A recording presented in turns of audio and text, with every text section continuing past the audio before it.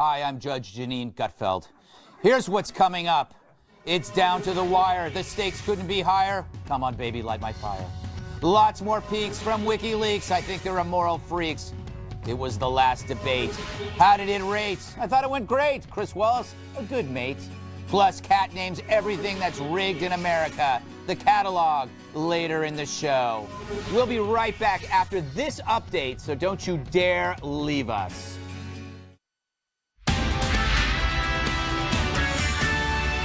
Live from America's News headquarters, I'm Patricia Stark. And now back to the Greg Gutfeld Show. Stay with Fox News for the latest breaking stories throughout the night.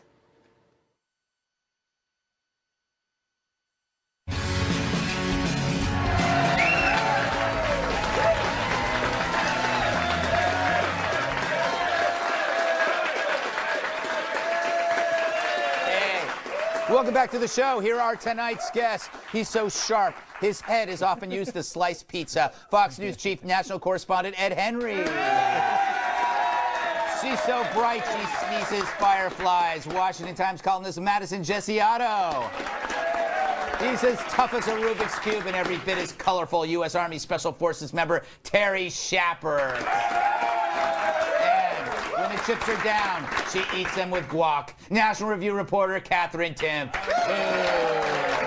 But first, all right, 17 days to go before Courtney Thorne Smith's birthday.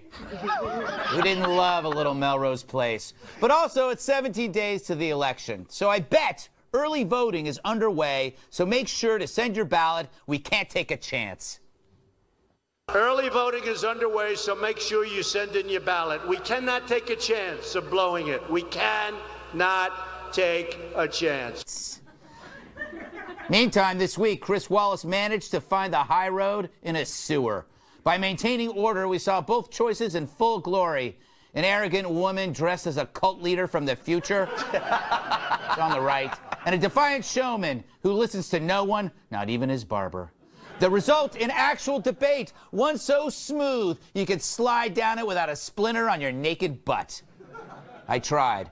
Not many surprises. Trump said wrong a lot, and Hillary creepily smiled like one of those old dolls you find in your grandmother's attic that comes to life at night and sits on your chest while you sleep. We all had them. But there was some good debating in there. I voted for border security in the United States Senate. I don't want to rip families apart. I don't want to be sending parents away from children. We have to have strong borders. We have to keep the drugs out of our country. And then there was all of the puppet bashing. He has no respect for her. Well, that's because he'd rather have a puppet as president of the United States. No puppet. And it's pretty clear. You're the puppet. But the one thing everyone seemed to agree on was Chris Wallace. Wallace not only was a great moderator, his moderating got us all to agree that he was a great moderator. And really, nobody agrees on anything these days. Maybe we really can all get along after this ends, because no matter who wins, everyone must accept the outcome. I want to ask you here on the stage tonight, do you make the same commitment that you will absolutely, sir, that you will absolutely accept the result of this election? I will look at it at the time. I'm not looking at anything now. I'll look at it at the time. I love that. All right. Trump later clarified. I would like to promise and pledge to all of my voters and supporters and to all of the people of the United States that I will totally accept the results of this great and historic presidential election if I win. Apparently that works with my audience. All right. A lot's been made of this as if Donald messing with the process is some new revelation. But that's Trump. He doesn't want you to know what he's up to. It's the opposite of Hillary, who tells ISIS when we're coming and what we'll be wearing. So, just 17 days left. What's next? A lot can happen in 3 weeks. It's the lifespan of a drone ant. They never work much, then they die once they mate with females. Reminds me of One Direction. Of course, shoes will continue to drop. It'll be like an orgy at a centipede strip club. But what of the Republican Party? After this, counseling will be needed, or it's divorce court. We already know who's getting the House. It's the Dems. If the Republicans don't act fast to fix this mess, they'll lose their shirts too, and no one needs to see Mitch McConnell topless.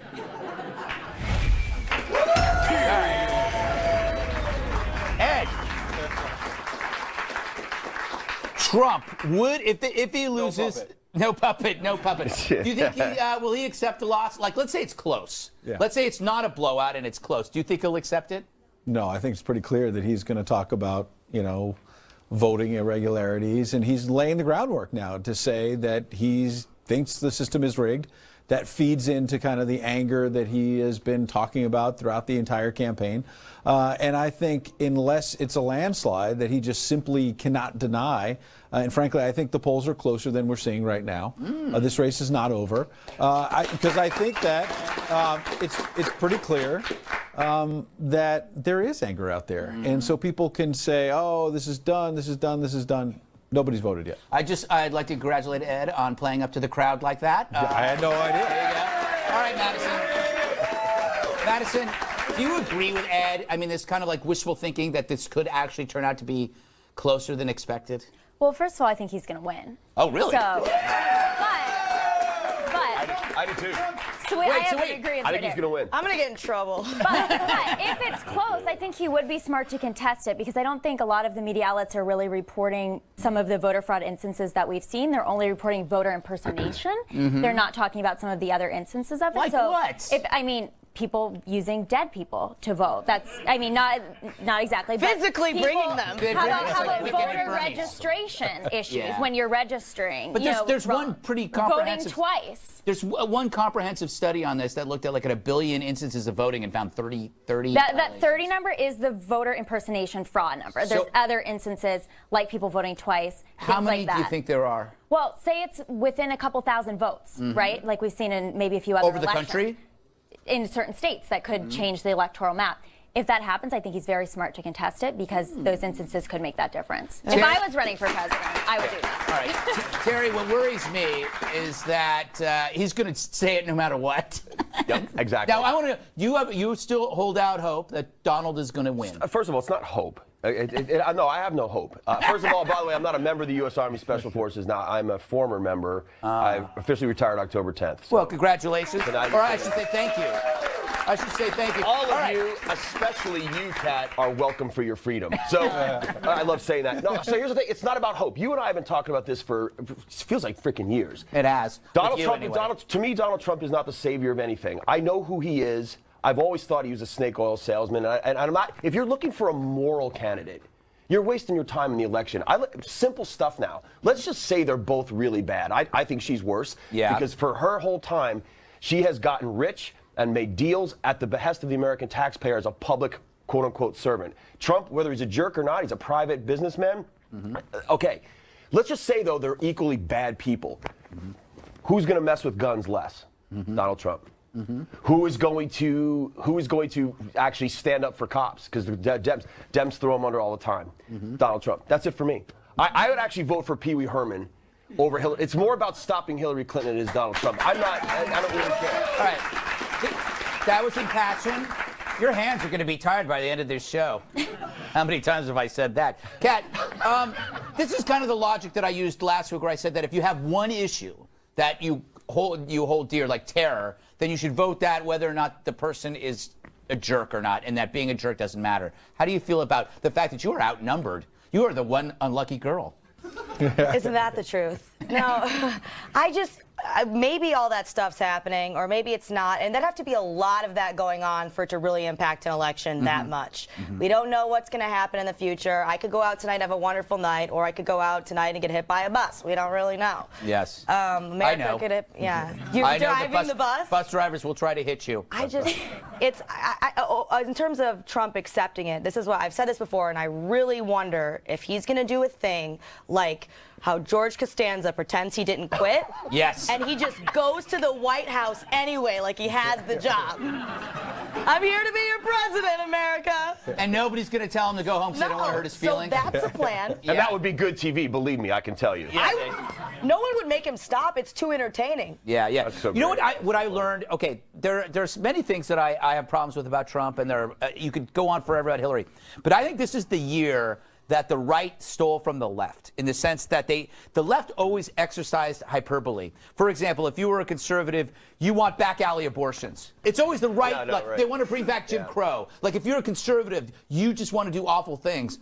This is kind of the first time that the Republican is actually giving it back. And that's kind of, I think people aren't used to that, so they're screaming about polarization and that the world's going to hell and everybody's freaking out. No, it's actually the right is starting to act left. It used to be like people will say, if you call her Hillary, it's sexist. Or if you call her secretary, it's sexist. He just comes straight up and, crooked Hillary. He only calls her crooked Hillary, and it's awesome. Yeah. He embraced his inner polarization or something. I mean, Donald Trump goes to these debates, and politics is about addition, not subtraction. And he goes there and says things that will rally his base more rather than reaching to the middle or trying to bring in Democrats. We're going to find out pretty soon whether that was a bad political strategy or not. But he is who he is, and I think that's a large reason why his supporters like him. He's authentic. He's not poll tested. He's not going to say. He doesn't seem to care, does he? And it doesn't matter. But the problem is you got to expand your base, right, Madison? Yeah, I mean, but here's the thing. He's doing what everybody knows that every candidate does behind closed doors. He's being himself in front of everybody. So I think that's a good thing, and he's attracted new voters to the Republican Party. If you had, but not enough. That's the scary part. I think he's had a hard time actually with who should have been his base, a lot of conservatives. Yeah, exactly. And I think he kind of smoothed things out with them on the debate on Wednesday. But if his political advisors went into him right now, what would they say he needs to do? Well, he needs to do a lot better with women voters right now, and he needs to do better with minorities, right? And cut into Hillary Clinton's lead with both. He's not going to win. He's got how many days to But what does he close do that on Friday? Yeah. But what does he do on Friday? He beats on Michelle Obama. Right? Yeah. An African-American woman. So it's the two groups that he really wants to get. Yeah. He goes right at it. And so he rejects their advice. Now, maybe he's going to shock the world, or maybe people are going to say, you know what? You just didn't follow the right playbook. A quick thing about that, though. Sure. That seems like the logic, but what has these polls in the last year been right? They got Brexit wrong. They got Trump wrong. They've never been more polls about more things that have been more often more wrong. And so I feel like people are accepting as fact. Well, He's that's why I losing said that crowds. at the beginning. I wasn't rooting for Trump when you said, "Oh, you're hoping that it's a close race." No, I'm saying that I just don't believe the polls. I don't believe that they're completely wrong and that it's really of course, 20-point Trump lead or something, but it's tighter. We got to take a break. 3 weeks is a long time. That's like the average length of a Hollywood wedding. It's about the same length of a Trump advisor. Ooh, he made a joke about Trump. All right, I'm kidding. I love you. Coming up, a story so shocking your hair will stand on end, unless of course you're bald, Terry. More leaks and dumps from the folks at Wiki. Who's their next target? Could it be you? Probably.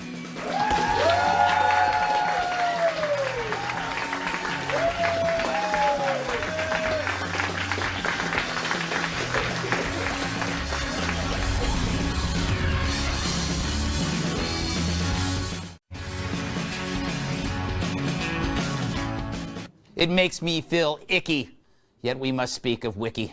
WikiLeaks continues to dump batches of emails stolen, not hacked, from the account of Clinton campaign chair John Podesta, and I still hate it. I don't even like him, but I hate WikiLeaks. Someday it's going to happen to me and you, and I'm not looking forward to it.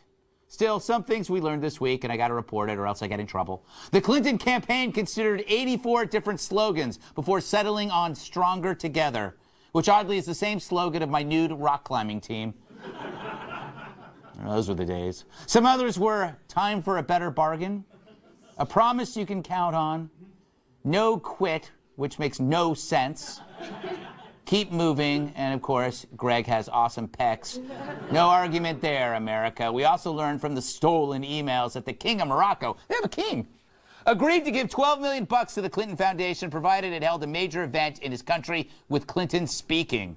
In one email, Huma Abedin, you remember her, warned that if Clinton didn't go, the money would be off the table, writing, quote, if HRC was not part of it, meeting was a non-starter. She created this mess and she knows it. Wow, what a wiener. Finally, the reason I hate WikiLeaks even more this week, they released what they claim to be emails from a private address of President Obama. That's a first and pretty amazing.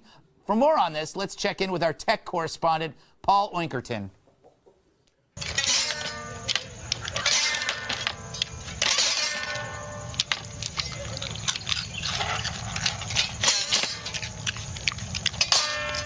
That was beautiful. All right.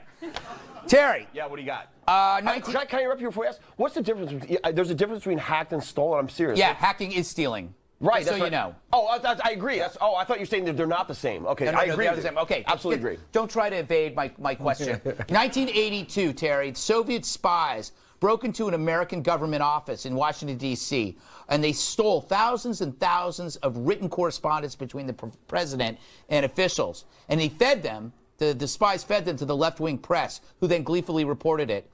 How is that different than this, my friend? I made that story up. You're sort of acting like I'm part of this crap. Yeah. Here's the thing. Isn't that the same thing? No, I get it, bro. It's the same thing. We've been talking about WikiLeaks a long time. I remember when Assange came out a while back, and he was like, he's not. Listen, He's a bad actor. If you think Assange is pro-American, you're an idiot. Yes. Okay, so get over that. He's just using this. But I think, and again, be careful when you ride the dragon, because the dragon will turn around and bite you. Okay, Yes. so right now everyone's like, Assange, he's our friend. No, he's not. But I will say this. Isn't it frickin' pathetic that Assange and WikiLeaks, if the Russians and Dr. Evil and everybody else is doing this, they're doing the job of the FBI. They really are. Like, do you want the FBI to steal your emails? No, but I want some. But I want someone to give a crap. And you know, I haven't seen that yet. So all of a sudden, listen, we already knew. We knew this is the way they talked. We knew this is the way they operated. Yes. But now you're like, hey man, look at the naked disdain and like. But to your point, we knew. I know, Kat, you wanted to. We knew how they think. I should be allowed to talk trash about my boss or talk totally about right. You have to have this privacy. This is a dangerous road. Hypocrisy saves you from war. Yeah. You're supposed to be a hypocrite. You're supposed to be nice to your boss and then go, he's a jackass, because that keeps the peace, Kat. Greg, we don't have any other option now that it's out there, but to talk about it, okay? Not just because you're getting told to, but imagine if you had a friend call you up and say, I went through my boyfriend's phone. I found out that he's sleeping with my mother. Would you say, well, yeah, you should. I don't want to talk about this. You shouldn't have been going through his phone. I mean, come on. Like, you shouldn't have, but that's the same argument. Yeah, you know, no one should go through the phones, but we've already know about It's all still the wrong. mother with sleeping. It's still wrong. It's still immoral. But Terry raised a fair point, which is, how did the FBI not find any emails if at least this one exists? Yeah. You don't think there are any others that suggest some sort of back scratching with the Clinton Foundation? It seems What's wrong with remarkable. back scratching? Back scratching's nice. My point is, $12 million. You know, there was a big media outcry recently about Bill Clinton getting $1 million for the Clinton Foundation from Qatar. And it was on his birthday, number one. Yeah. And number two, for the $1 million, they wanted 5 minutes of FaceTime with the former president. Okay, well, that's this is $12 million that Hillary Clinton solicited from the King of Morocco. What do you think he wanted? He's thinking she might be the next president of the United States. Right. He wanted access. Yes. And that's pretty remarkable, number one. Right. And number two, how angry is Bernie Sanders right now? I mean, he was yelling at Hillary Clinton about the Goldman Sachs speeches that were like $350,000 a pop. The Moroccans are paying. Yeah, right.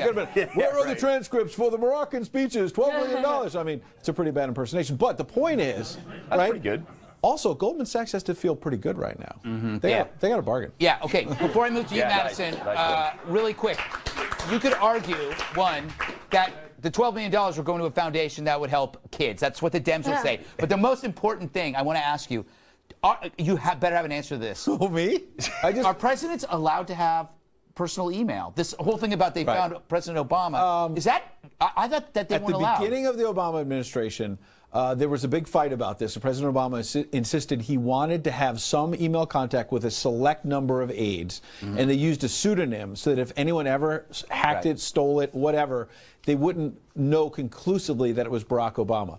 What we learned this week were some emails back and forth with John Podesta when he was president-elect during the transition. So technically, not commander-in-chief, talking about his cabinet, and it was B. Obama at something or other. But currently, my understanding is he does not have Barack.Obama at Gmail. But it might be out there. All right, Madison, I don't like looking at these emails because I know it's going to happen to us. And it's going to happen to you, Miss Ohio, right? People are interested in you. When you become super famous, they're going to look at all your emails. They're not going to see much, so I'm not too concerned about But that. that's the wrong argument. No, but here's the thing. I think privacy rights are very important, so I'm the same way as you in terms of I'm not a huge fan of Wikileaks, but at the same time, what's coming out is also very important. And like Kat said, it's out there. There's not much we can do. And what this raises for me is going back to the FBI. I do have great respect for our FBI, but there's something not right.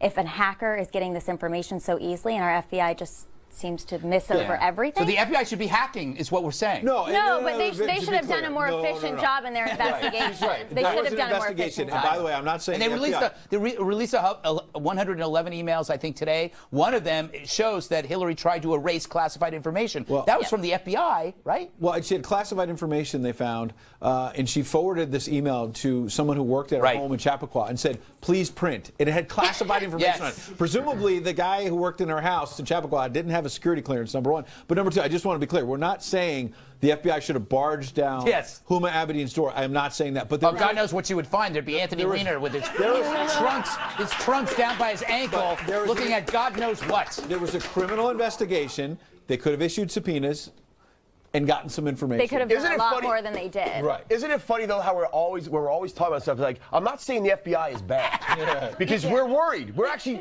afraid of the FBI. Yet there's a lot of I know dudes in the FBI, but the FBI is kind of taking some nosebleeds. Do they still know where Omar Martin's wife is? They don't know. All right. Coming up, a story so vibrant you could use it as a handy neck massager. Did the dinner decide a winner? Candidates trade barbs at the Al Smith dinner. Yeah, Al Smith. He gets his own dinner. Great guy.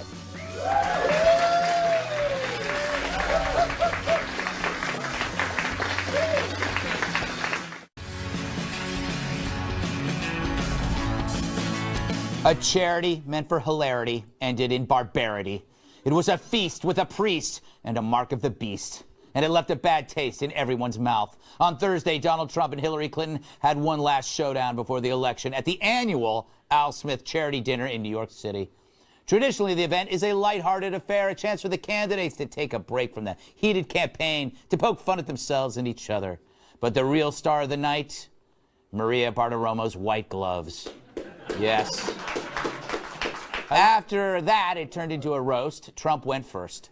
It's great to be here with 1,000 wonderful people, or as Hillary calls it, her largest crowd of the season. She said if somehow she gets elected, she wants me to be either her ambassador to Iraq or to Afghanistan.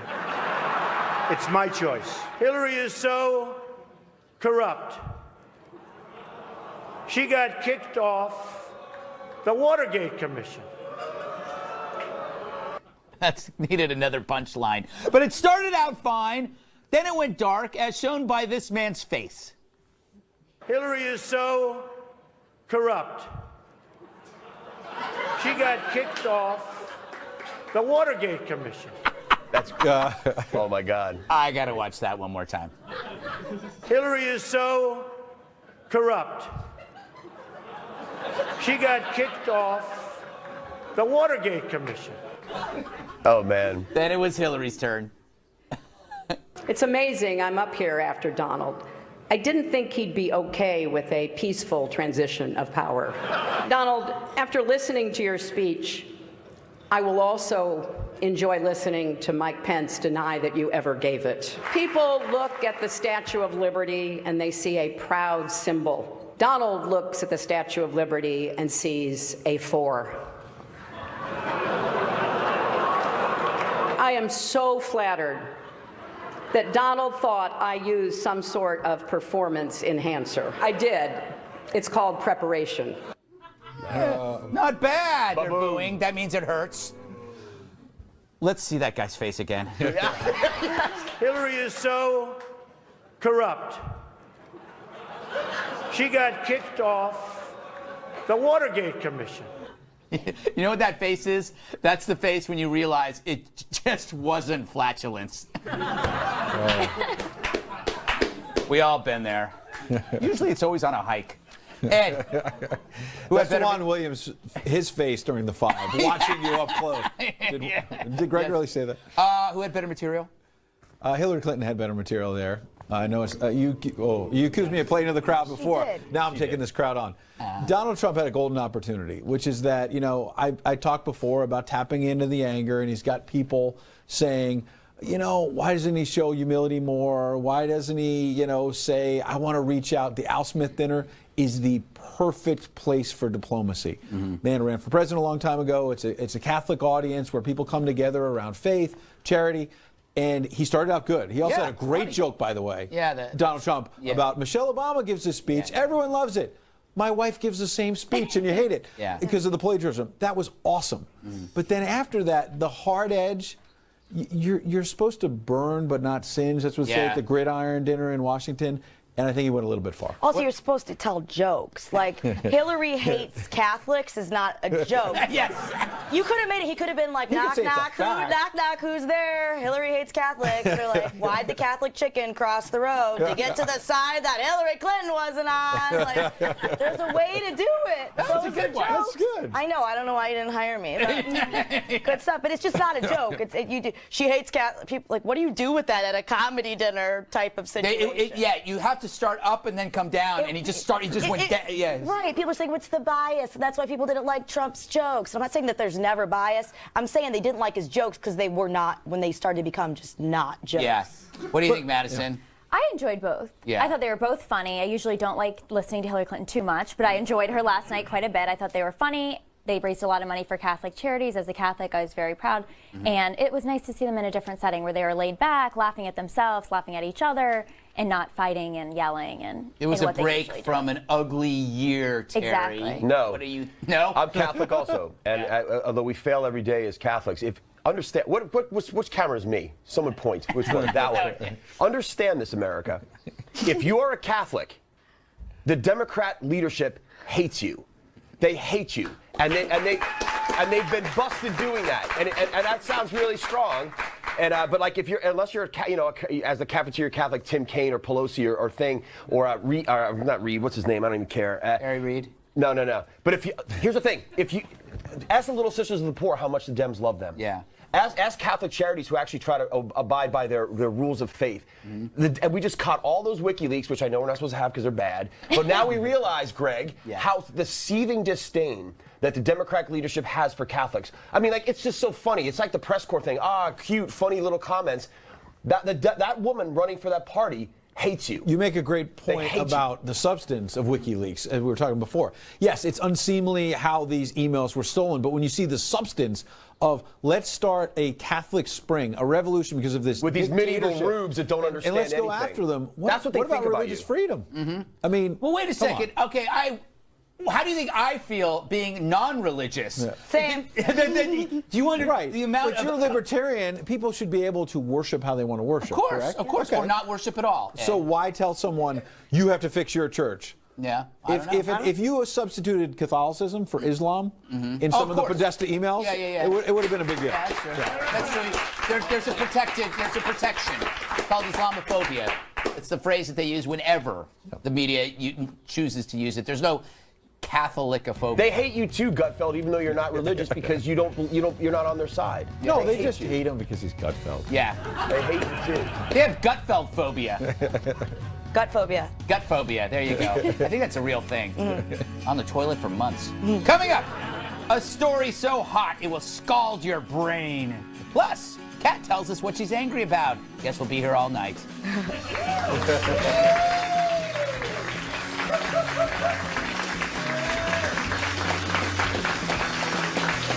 If you'll be in the New York area and would like to be part of our studio audience, email Greg Tix at foxnews.com.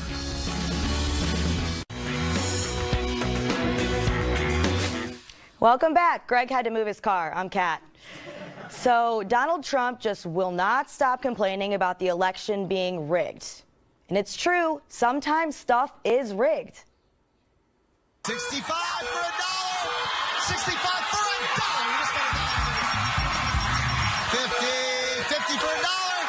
50 for $1. This just might happen. 70, tie, three-way tie, three-way tie, three-way tie, three-way tie. Yes! Really? 3 $1 spins a coincidence or a genius publicity stunt? Look, in terms of elections, there was evidence the DNC leaks that things were kind of rigged against Bernie Sanders. America's sweetheart, Debbie Wasserman Schultz, resigned over it. Yeah, I know. But rigged against Trump, I don't know so much. Sure, it is easier to get elected if your name is Clinton, Bush, or Kennedy. But even if we did change the election process to be perfectly fair, non-politician-y people like you and I would probably still not become president. Why? Because guess what still would be rigged? The whole rest of the world. Think about it. What is not rigged? Being fit, rigged in favor of people with good metabolisms. Being a pro volleyball player, rigged in favor of people who are tall. Dating hot models, rigged in favor of being SEAL. So, Trump, it's fine to point out the system isn't perfect, but harping on it won't help you win. And speaking of pumpkins, get it, Trump? A study from the University of British Columbia says pumpkin spice lattes are markers of white privilege. Yeah. Apparently, it's a luxury that doesn't provide, quote, tangible extra nutrition. All right, fine. In that case, there's a lot of white privilege snacks out there. Like anything from Dairy Queen, no vitamins in blizzards, a Pepsi or Coke, Hostess snacks, Little Debbie, McDonald's, Burger King, Checkers, In-N-Out, Dunkin' Donuts, 4 cheese pizza Hot Pockets. I am covered in privilege right now.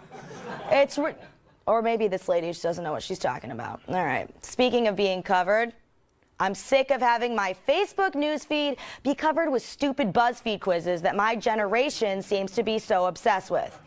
I saw one called Order McDonald's to find out which Disney princess you are. That makes no sense. The only thing that Disney princesses and McDonald's have in common is that they are 2 things that grown adults should be ashamed of still enjoying. And this is coming from a woman who fully endorsed Red Lobster's Cheddar Bay biscuits last week, so keep that in mind. Thank you. Pretty nice. But these quizzes get hundreds and hundreds of thousands of clicks. Think of all the meaningful personal connections you could be making with actual people if you weren't clicking around to see which pop diva is your nemesis. The answer is none of them because they don't know who you are. And you're wasting valuable time allowing your actual nemesis, Steve in sales, to take credit for that TPS report you spent all Sunday working on. So, my advice to all my millennial peers, forget the dumb quizzes, just get out and do instead. You know who never took one of those quizzes? Seal. He was too busy getting kissed by a rose instead. Who doesn't want that? Can I get an exclamation point, please? Exclamation point. Well, I learned one thing, that white privilege is delicious. Yeah. Boy, I eat all of that stuff. Thank you, Cats. You're welcome. See you later. Up next, a topic about really old people whose best years are behind them. Yes, the Rock and Roll Hall of Fame has new nominees.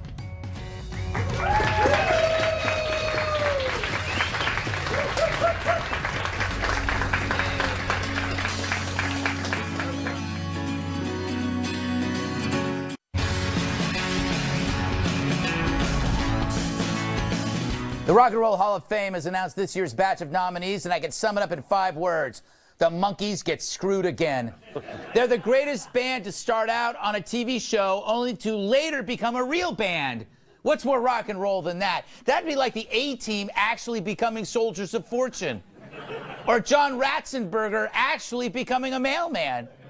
Or Bryan Cranston becoming the world's greatest meth cook. There's still time. But no glory for the Monkees. Instead, we got 19 other nominees, including a bunch of first-time candidates: Tupac Shakur, Pearl Jam, Depeche Mode, Jane's Addiction, love Jane's Addiction, ELO, Joan Baez, the great DC band Bad Brains, and Steppenwolf, John Kay, great singer. And some previous nominees: The Cars, love them, Chaka Khan, she really turns me on, and Janet Jackson, the Jay Giles Band. Let's have more names, please. MC5, I love them, maybe not. The Zombies, love them. And yes, Artists are eligible 25 years after the release of their first recording. Inductees will be announced in December, then murdered in front of a crowd of thousands. All right. Terry, who's your pick for most and least deserving? I don't know. I saw Kraftwerk was on there. Did you see that? I love Kraftwerk. I love Kraftwerk. Yes. Yeah. I don't know.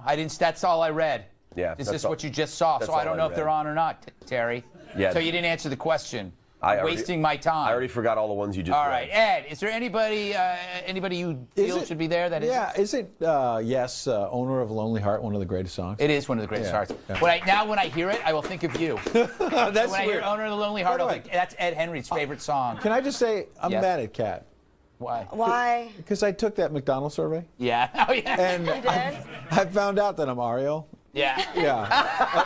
It was weird. Or I was most like her. I mean, I don't know. No, you're not. She's not real. And you're a grown man. No. Wait. All right, Madison, you weren't even born when most of these acts were popular. Thoughts? Okay, so I was at the Todd Rundgren concert earlier this year. You like Todd Rundgren? Love Todd Rundgren. That is amazing. He's been snubbed for so long. Yes. I know so many people agree with me, and I am very disappointed, as someone from Ohio, to not see him on What's this your list favorite again. Todd Rundgren song? I'm torn between two, Just One Victory and A Dream Goes On Forever. Wow.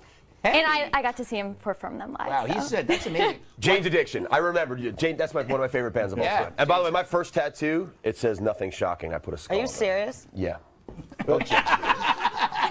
Chat's laughing at you on the inside and outside. Do I really think what she thinks? She doesn't like, she makes fun of fast food. Yeah, Kat, thoughts on this topic? Yeah, I mean, I keep in mind it's Rock and Roll Hall of Fame, not Rock and Roll Hall of Good. Yes, you that's know? true. So it's just how famous you are. I like Tupac a lot, but it's not rock music, so I don't get it. If you're just gonna do music, shouldn't like Mozart and all that stuff be in there? Like, all that stuff. That was some pretty good music, and he's pretty famous of a guy. I don't know. I was overwhelmed with my hatred Has anyone for ever noticed Journey, that the but monkeys are not in there? Yeah, that's a good point. I want to wrap this up with an interesting thought, Ed, unlike yours. It's interesting to watch rock stars age because they chose a vocation based on the glories and intentions of youth. Right. So drugs, promiscuity, fashion, risk is the commerce of youth. So you're not, once you cross the age 45, you start to look bad because you weren't supposed to make it that far. And if you continue to dress like Steven Tyler, you resemble like an aging Diane Keaton. You start to resemble an Upper East Side woman walking a Chihuahua because you got all these scarves and these hats and these chains, and it's because you just can't let go at 65 or 70 that you're still dressing like your 18-year-old self because that was your vocation. Exceptions. Charlie Watts, Rolling Stones. He dresses like a country gentleman farmer. Short hair and tweed and a cap. Bun E. Carlos also stayed the same. Well, he was always like that. That's Short, insane. white sleeve shirt, Yep. smoking a cigarette, and roly-poly. Yep. No wonder you liked him. Final thoughts from our guests to wrap up tonight's show.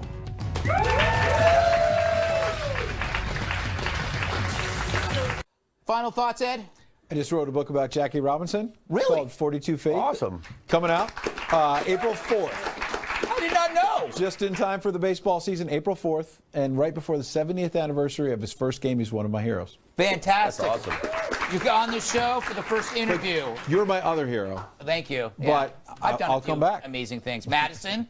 Okay, so I have two final thoughts. First, baseball. Shout out to the Cleveland Indians going to the World Series. All right. Yeah. Second thought, something I've been thinking about, talking about all week. I'm sick of the double standards for conservatives online. I'm writing about this in my Washington Times column. Check it out, WashingtonTimes.com, and find me on Twitter. All right. Terry? With all of this interesting and fun talk on the show about who won what debate, can you guys remember that we're still frickin' at war? We just lost a Navy EOD guy. Yes. We lost a Green Beret the other day. We lost other ones. One of my friends got shot over there. He's okay. We're still fighting a war. So maybe when you go to the voting booth, think about that. Who's going to prosecute that in the next 4 years? Good point, Terry. Thank you. Last but not least. I want to ask your advice on something, and I figure now is as good a time as any. Yes. If I wanted to go for Halloween as sexy Donner Party member, is that too controversial? Will I get in trouble? I don't think it's too soon. Depends what you mean by member. You know, Nicely played. dead. Thanks. Thank you, That Kat. wasn't an answer. This is a real dilemma. That's a great Ed costume Henry, idea.